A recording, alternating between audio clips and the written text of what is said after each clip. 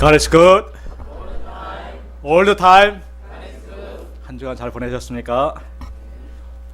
네, 오늘 말씀의 제목은 그가 누구이기에입니다. 오늘 요절 말씀 41절 말씀 같이 읽고 기도하고 시작하겠습니다. 시작. 그들이 심히 두려워하여 서로 말하되 그가 누구이기에 바람과 바다도 순종하는가 하였더라. 거룩하신 아버지 하나님, 허물리고 연약한 죄인들을 주께서 불쌍히 여기신 것을 참으로 감사합니다. 저의 참 무지한 참 영적인 눈을, 또 교만한 눈을 이제 제하여 주시고 띄워주셔서 이 예수님을 바로 알 수 있도록, 또 바로 믿고 영접할 수 있도록 은혜 주시기를 간절하게 기도하고 원합니다. 저희 마음을 가난하고 갈급하게 하셔서 이 주님을, 또 주의 말씀을 심령으로 영접할 수 있도록 은혜 주시기를 간절히 기도합니다. 부족한 자를 세우셨으니 아버지 하나님, 주의 말씀만이 드러날 수 있도록 은혜 베풀어 주시기를 간절히 기도합니다. 우리 주 예수 받들어 기도했습니다. 아멘. 우리는 누구나 세상을 살면서 특히 또 예수님을 믿고 나서는 이제는 제발 좀 평탄한 인생을 살았으면 하는 그런 소원을 갖게 됩니다. 그런데 실제는 하나님 나라 갈 때까지 끊임없이 크고 작은 광풍들, 풍랑이 일어나는 것이 인생인 것 같습니다. 그런데 놀라운 것은 우리가 이러한 사건들을 겪으면서 우리의 믿음이 성장하고 예수님을 더욱더 알아가게 된다는 사실입니다. 오늘 말씀을 통해서 우리가 믿고 따르는 예수님이 진정으로 어떤 분이신가 새롭게 발견하고 영접할 수 있기를 간절히 기도합니다. 파트 1, 잠잠하라 고요하라. 예수님은 뱃머리를 강단 삼아 몰려든 수많은 무리들에게 주옥과도 같은 천국 복음을 가르치셨습니다. 하나님의 말씀은 가뭄에 갈라진 논과 같은 양들의 심령에 단비와 같이 기쁨과 은혜를 주었습니다. 어느덧 해가 서산으로 뉘엿뉘엿 넘어가고 사람들의 얼굴이 보이지 않게 되자 예수님은 제자들에게 말씀하셨습니다. 우리가 저편으로 건너가자 말씀하셨습니다. 예수님이 말씀하시는 바다 저편은 유대인들이 가길 꺼려하는 이방 땅 거라사 지역이었습니다. 만민의 구주 예수께서는 수많은 돼지떼가 있고 로마 군단이 주둔하고 있는 그곳 영혼들에게도 상한 심령을 가지시고 그들을 구원코자 하신 것입니다. 36절을 보십시오. 같이 읽어보시겠습니다. 시작. 그들이 무리를 떠나 예수를 배에 모신 그대로 가시고 다른 배들도 함께 하더니 베드로는 예서 하더니 익숙하게 뱃머리를 동남향으로 돌렸습니다. 야고보와 요한은 모처럼 만에 갖는 예수님과 함께하는 오붓한 시간이 너무나 좋았습니다. 시원한 저녁바람을 맞으니 콧노래가 절로 나왔습니다. 찬송가 302장 주 하나님 넓고 큰 은혜는 저 큰 바다보다 깊다. 너 곧 닷줄을 끌러 깊은 대로 저 한가운데 가보라. 잘못해서 죄송합니다. 그런데 이게 웬일입니까? 37절을 보십시오. 큰 광풍이 일어나며 물결이 배에 부딪혀 들어와서 배에 가득하게 되었습니다. 한밤중이 되어 배가 호수 한가운데쯤 왔을 때 천둥번개가 우르릉쿵쿵 치더니 거센 바람이 일어나기 시작했습니다. 성경에는 큰 광풍이 일어났다고 말하고 있습니다. 큰 이라는 형용사는 메갈레로서 메가톤급이라는 뜻입니다. 광풍은 말 그대로 미친 듯이 부는 사나운 바람입니다.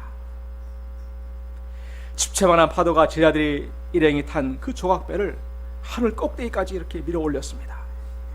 그리고 이내 배는 절벽 아래로 떨어지는 것처럼 수직으로 하강하였습니다. 청룡열차가 따로 없었습니다. 갈릴리 호수는 세계에서 가장 낮은 곳에 있는 호수로서 그 수면이 해수면보다도 약 209m나 아래에 있습니다. 그리고 사면이 높은 산이나 고원으로 둘러싸여 있습니다. 골란고원도 바로 동북쪽에 있습니다. 그래서 깊고 거대한 우물과 같은 구조를 하고 있습니다.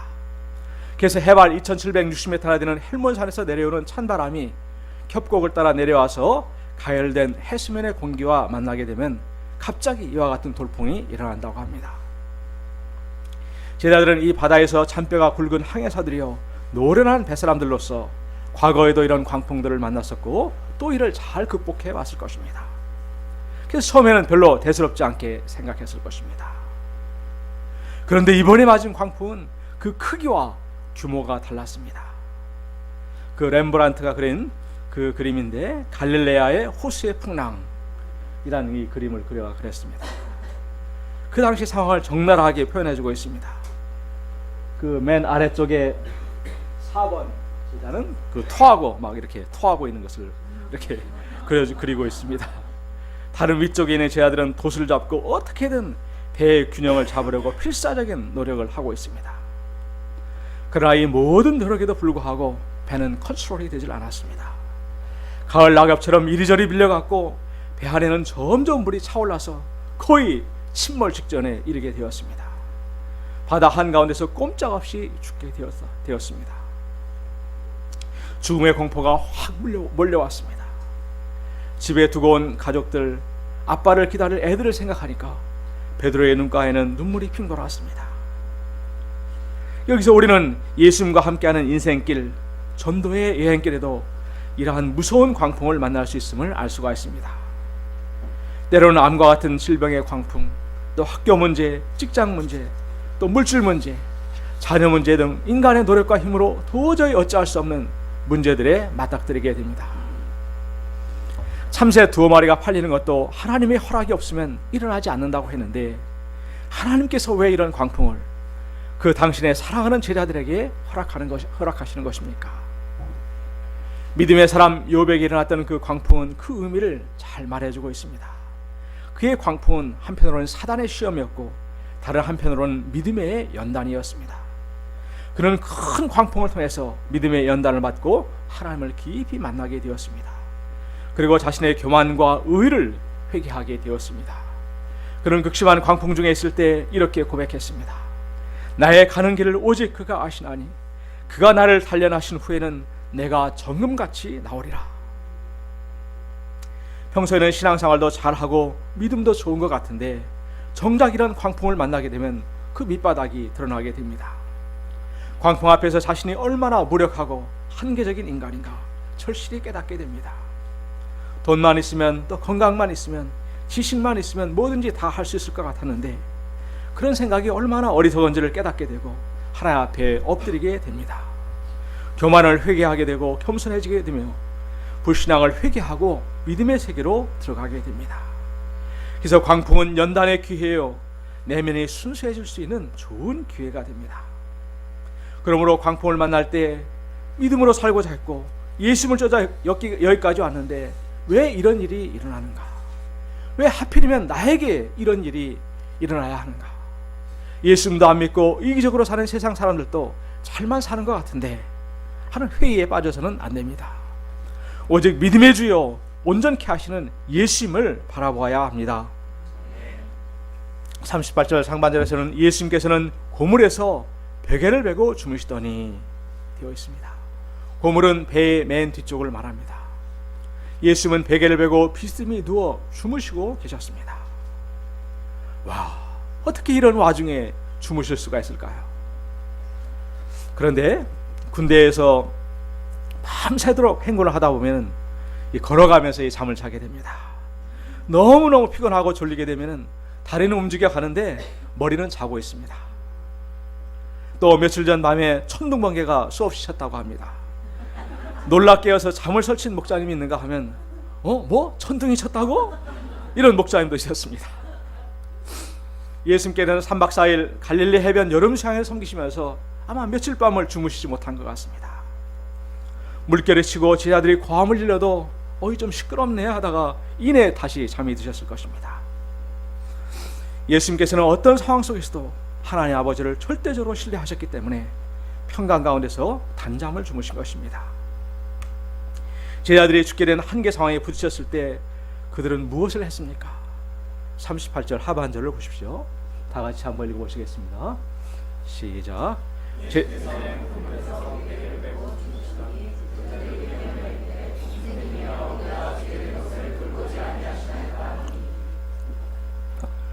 그들은 우리가 죽게 되었다고 말하고 있습니다. 그리고 왜 이런 우리를 돌아보지 않으시고 태평하게 잠만 주무시고 계십니까? 하는 원망과 불평이 섞인 기도를 드린 것입니다. 예수님께서 바다 저편으로 가자고 해서 이렇게 오게 되었으니 당연히 책임을 져주셔야 하지 않는가 하는 것입니다. 어찌되었든 그들이 마지막에 이 예수님을 깨웠다는 사실이 참으로 중요합니다. 그들은 절박하게 지푸라기라도 잡는 심령으로 예수님 살려주세요 이렇게 외친 것입니다. 망망대해 캄캄한 밤 폭풍 속에서 은행의 그 적금, 또 다이아 반지, 집문서, 땅 문서는 아무 소용이 없었습니다. 오직 예수님만이 친정으로 그들을 도우시고 구원할 수 있는 구주가 되십니다. 제자들에게는 이런 주님이 계신다는 것이 참으로 말할 수 없는 축복이 아닐 수 없습니다. 39절을 보십시오. 예수께서 깨어 바람을 꾸짖으시며 바다더러 이르시되 잠잠하라 고요하라 하시니 바람이 그치고 아주 잔잔하여지더라. 예수님께서는 깨어나셔서 몰아치는 그 폭풍을 꾸짖으셨습니다. 그리고 요동치는 바다를 향해서 잠잠하라 고요하라 명령하셨습니다. 그러자 놀랍게도 한순간에 그 큰 광풍이 뚝 그치고 바다가 거울같이 아주 잔잔해졌습니다. 보통 폭풍이 잦아들려면 한동안 파도가 이렇게 계속해서 노을거리는 것이 자연의 법칙인데, 마치 지휘자가 지휘봉을 딱 멈춘과 동시에 장엄한 교황하기 딱 멈추는 것처럼 바람과 파도가 동시에 멈추었습니다. 이는 놀라운 기적이었습니다. 이를 본 제자들의 등줄기로 100만 볼트 전기가 찌르르 흘렀습니다. 아무리 많은 땅을 정복한 제국의 황제도, 위대한 장군도 바람과 바다를 명령하여 순종케 할 수는 없습니다. 이는 오직 천지와 우주 만물을 창조하시고 다스리시는 하나님만이 가질 수 있는 권세입니다. 이 권세는 태초에 흑암과 혼돈과 공허 가운데서 빛이 있으라 하심에 찬란한 빛이 생기게 하셨던 그 권세였습니다. 예수님은 광풍을 잠잠하게 하신 후에 초조공이 된 제자들, 물에 흠뻑 젖어 생쥐처럼 된 제자들에게 뭐라고 말씀하셨습니까? 내가 너무 늦게 일어나서 미안해, 정말 고생 많았지, 이렇게 위로하지 않으셨습니다. 40절을 보십시오. 우리 다 같이 한번 예수님의 마음으로 한번 읽어보시겠습니다. 시작.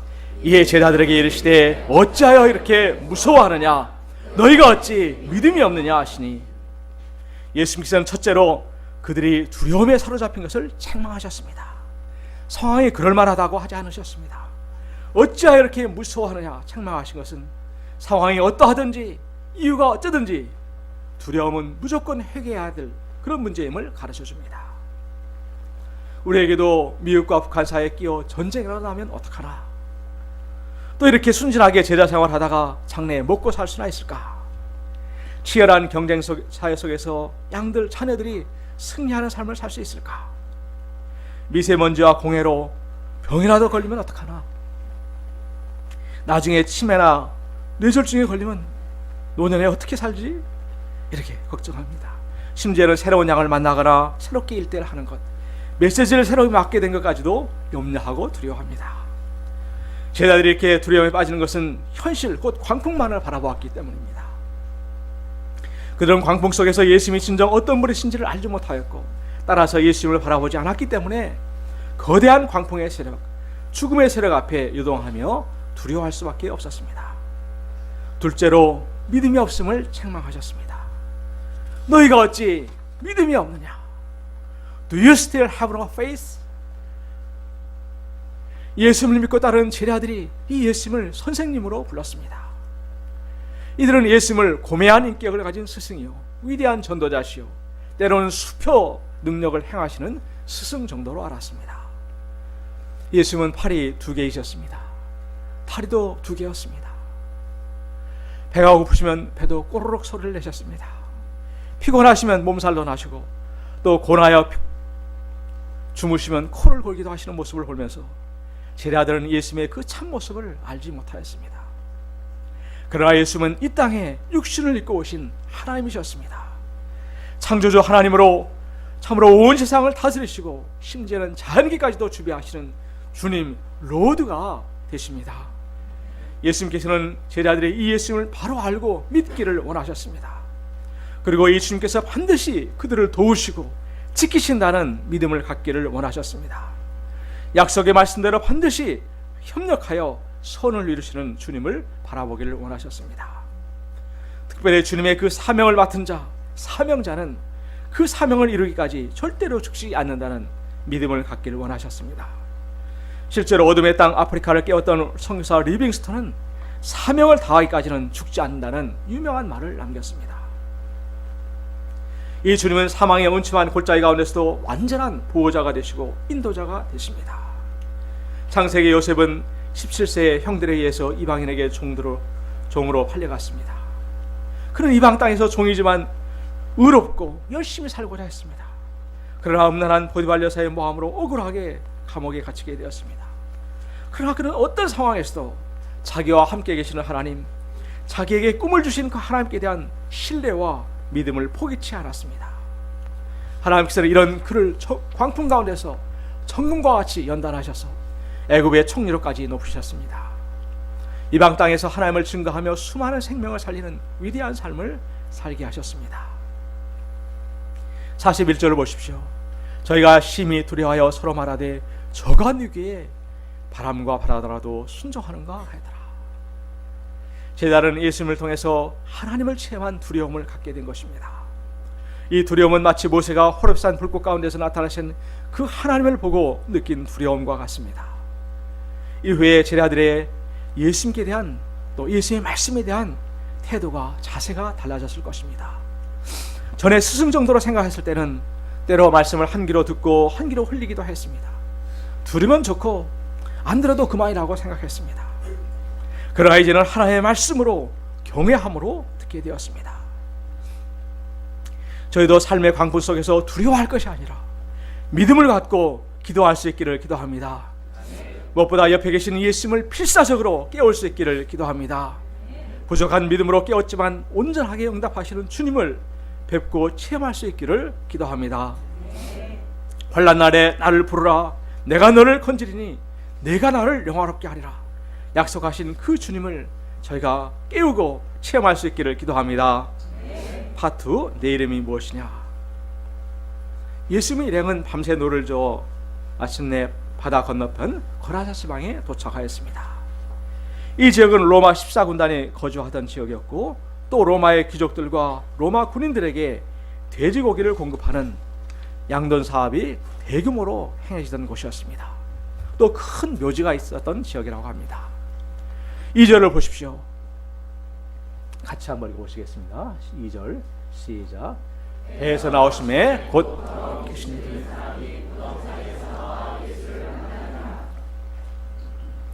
예수님이 배에서 내리자마자 곧 더러운 귀신 들린 사람이 무덤 사이에서 뛰쳐나왔습니다. 귀신 하면 우리나라에서는 주로 산발을 하고 흰 소복을 입고 입에 칼을 문 천어 귀신이 생각이 나지만 유럽에서는 송곳니를 드러내고 피를 빨아먹는 드라큘라를 생각한다고 합니다. 귀신을 생각하는 그 모습에 문화적인 차이가 있는 것 같습니다. 더러운 귀신 들린 사람을 원어 그대로 번역하면 더러운 영 안에 있는 사람이 됩니다. 영문성에서는 a man with an impure spirit 또는 a man possessed by an evil spirit으로 번역하였고 공동 번역에서는 더러운 악령 들린 자로 번역하였습니다. 그는 사람이 사는 사회를 떠나서 주로 시체들이 있는 무덤들 사이에 거주하면서 혼밥, 혼술을 먹었고 혼잠을 잤습니다. 3절 하반절과 4절을 보십시오. 우리 같이 한번 읽어보시겠습니다. 시작. 이제는 아무도 그를 쇠사슬로도 맬 수 없게 되었으니 이는 여러 번 고랑과 쇠사슬에 매었어도 쇠사슬을 끊고 고랑을 깨뜨렸습니다.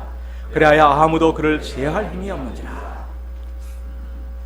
사람들이 그를 묶어두려 하는 것은 아마도 그가 위협이 되었기 때문일 것입니다. 더러운 악령은 그 입에서 더럽고 악한 말들을 쏟아내게 했을 것입니다.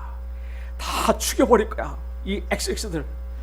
그가 쉼없이 더럽고 상스러운 욕을 해대고 무시무시한 힘으로 폭력을 행사하자 사람들은 두려움에 떨었습니다.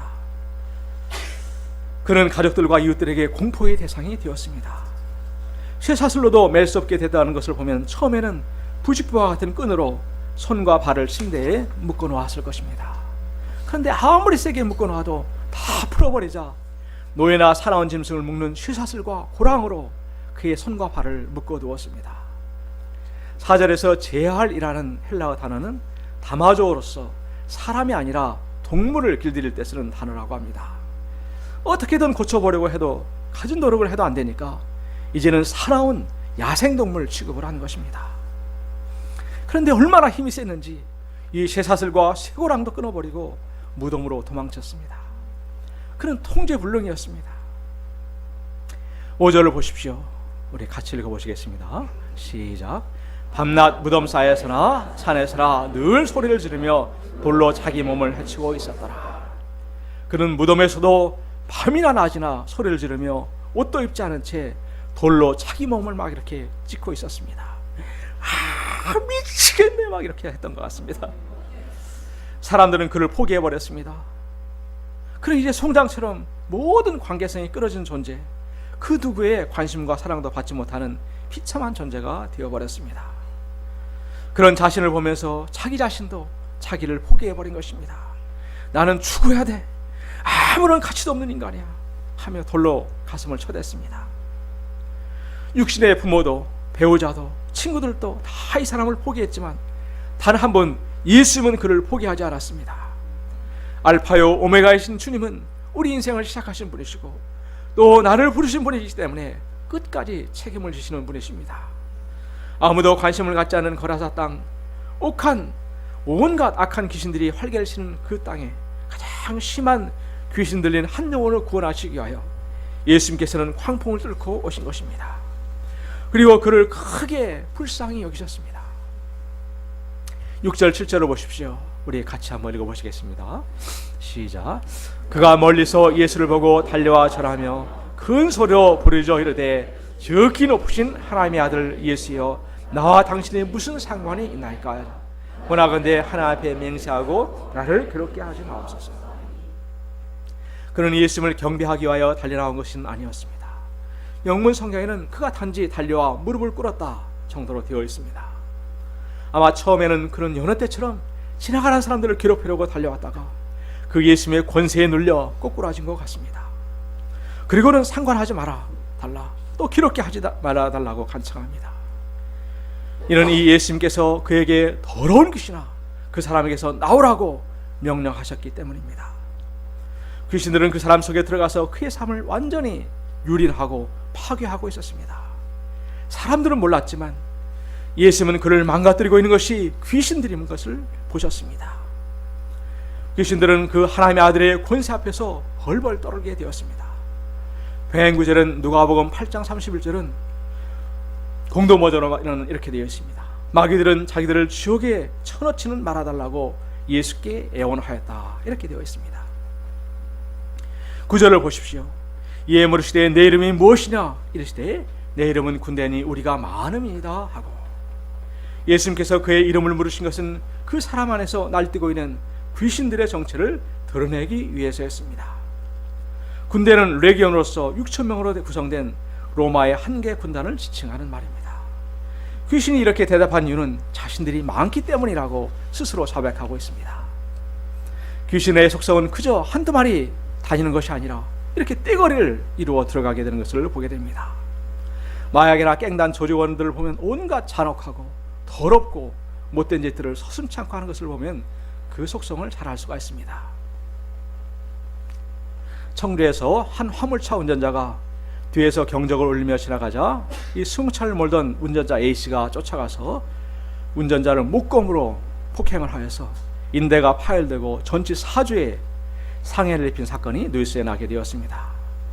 그런데 알고 보니 이 사람은 폭행 상해죄로 2000년에 징역 2년 4개월 6개월, 2008년에도 2년 6개월, 2014년에도 2년 6개월 등 3차례나 처벌받은 전력이 있었습니다.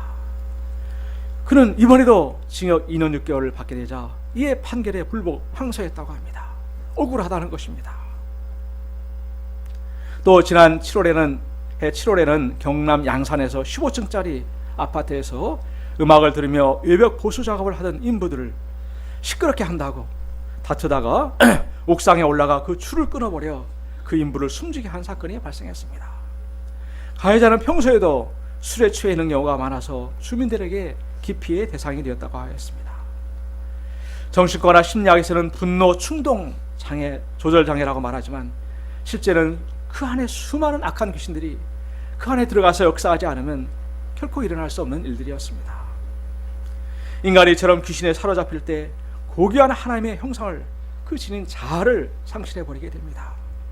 자유를 잃어버리게 되고 삶의 주도권을 상실해버립니다. 귀신이 이끄는 대로 무조건 끌려다니면서 무질서하고 더럽고 파괴적인 삶을 살게 됩니다.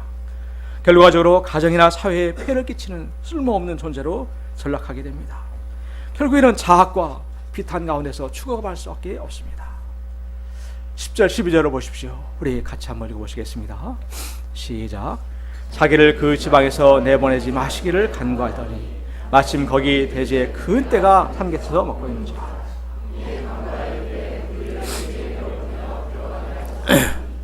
이러한 귀신의 요청을 예수님께서는 허락하셨습니다. 그러자 더러운 귀신들이 나와서 떼거리로 이동하여 돼지떼들에게 들어갔습니다.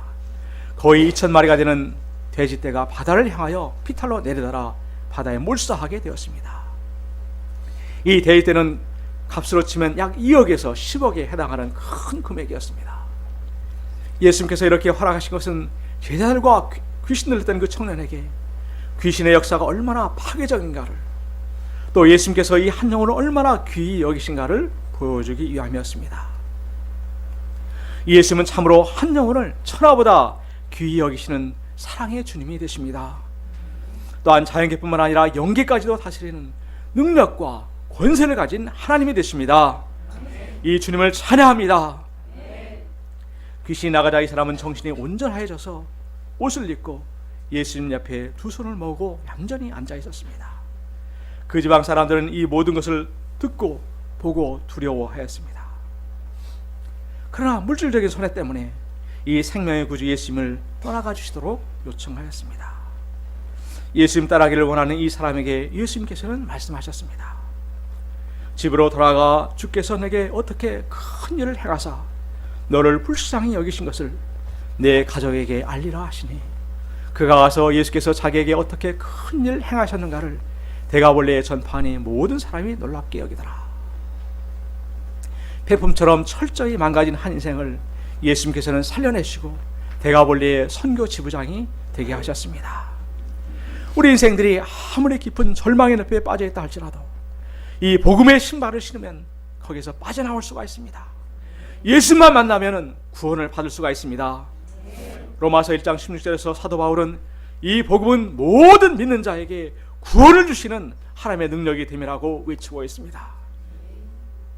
우리가 아는 성명의 시인은 날 때부터 중증 뇌성마비 환자였습니다. 7살 때까지도 누워만 있다가 업으면 머리가 등 뒤로 꼬꾸라져서 허리가 빠지고 목이 꺾일 듯한 고통을 느끼는 심한 장애를 앓고 있었습니다. 그는 자신의 삶을 저주하며 하나님과 어머니를 원망하였습니다. 그러던 그녀가 16살 되던 해에 극심한 절망 가운데서 주님을 만나게 되었습니다.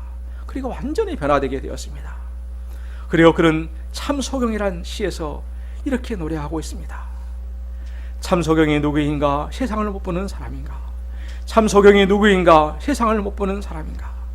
아니라 주님을 못 보는 사람이 아닌가? 당신은 소경이 아닌가? 안전뱅이 누구인가 이 땅을 못 걷는 사람인가? 안전뱅이 누구인가 이 땅을 못 걷는 사람인가? 아니라 주님께 못 가는 사람이 아닌가?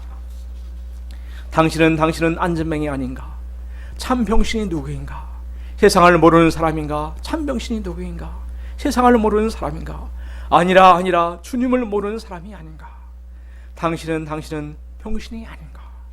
벙어리가 누구인가? 유창이 말 못하는 사람인가? 벙어리가 누구인가? 유창이 말 못하는 사람인가? 아니라 기도를 못하는 사람이 아닌가?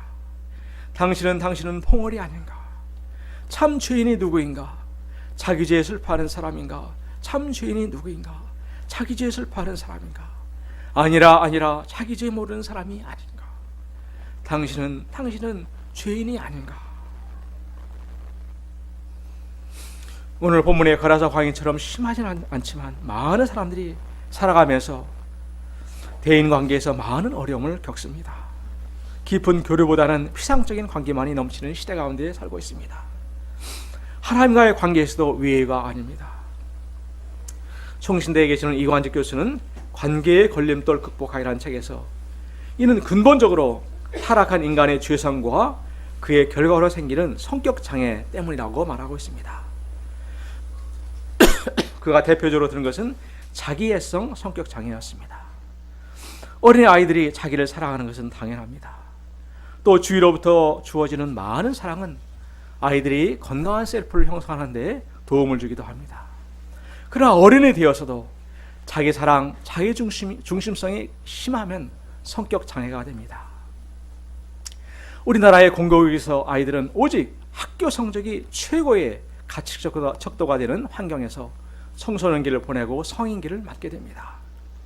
경쟁적인 분위기 속에서 친구들과 건강한 대인관계를 맺을 시간적인 여유나 정신적인 여유가 없습니다. 심지어는 친구 관계도 자기 유익을 따라 선택하게 되므로 이런 성격장애를 양산하는 구조를 갖고 있습니다. 이들은 아무리 도와주고 섬겨주어도 감사할 줄을 모릅니다. 왜냐하면 당연히 받아야 할 대우를 받는다고 생각하기 때문입니다. 사람을 만나는 것도 자기에게 유익이 될 때만이고 그 외에는 진정한 관계의 필요성조차도 느끼지 못합니다. 또 하나의 예는 강박성 성격장애입니다. 소개된 사례를 잠깐 소개하면 이 씨는 가부장적인 아버지에게 거의 항상 순종적인 삶을 살았던 어머니 사이에서 태어난 첫째 아들이었습니다. 아버지는 잔소리가 많았고 매사에 확인하며 실수하는 것을 잘 용납하지 않았습니다. 어머니는 남편과의 관계에서 친밀함을 경험하지 못한 그 화난 마음과 우울한 마음을 이에게 표현하였습니다.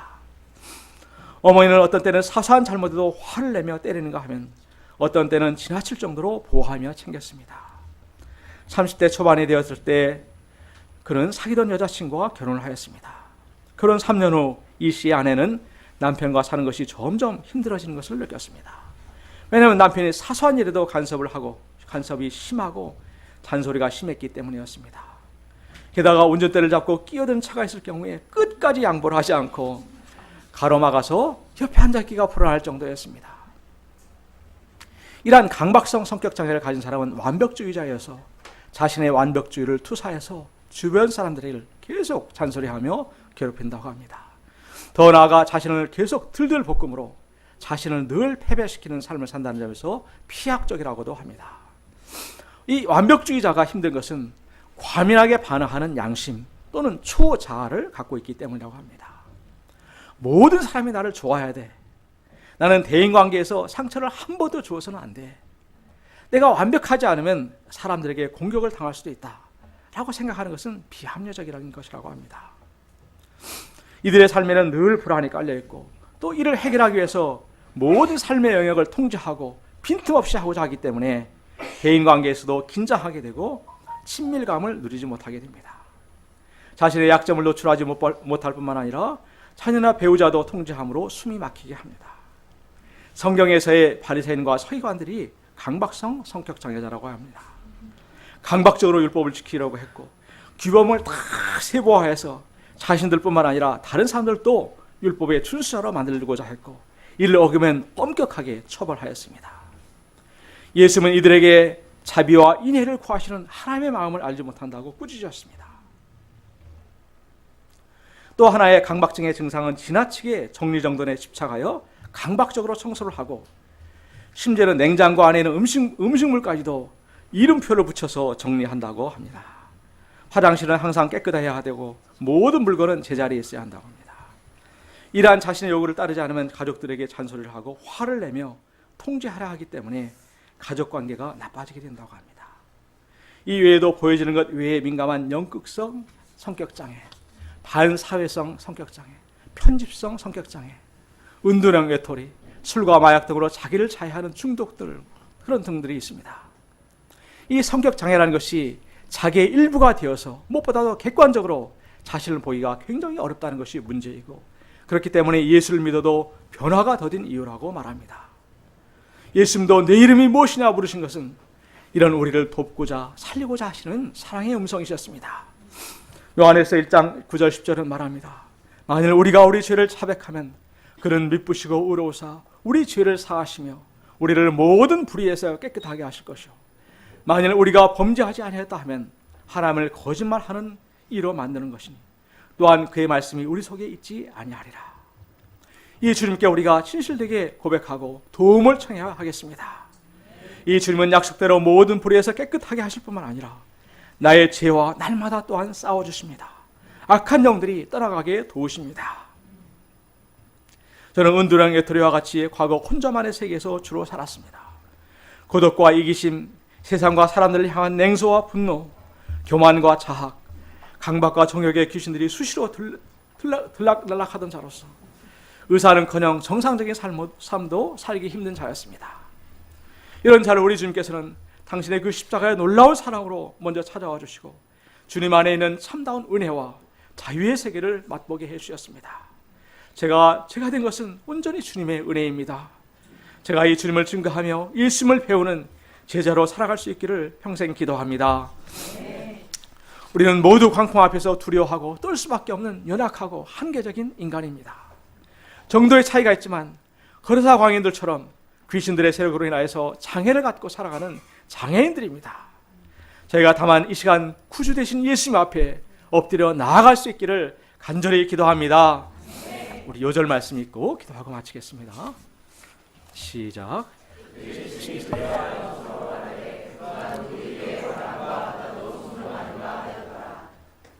걸어가신 주님, 허물리고 죄악된 저희들을 또 광풍 앞에 두려워 떨 수밖에 없는 저희들을 불쌍히 여기시고 찾아와 주신 것을 감사합니다. 저희들의 기도를 들으시고 역사하시는 주님이 되신 것을 감사합니다. 저희가 날마다 예수님 앞에 엎드리는 삶을 살게 도와주십시오. 주님을 깨우고 주님께 기도로 부르시는 당신의 성들이 될 수 있기를 간절히 기도합니다. 우리 주 예수 받들어 기도했습니다.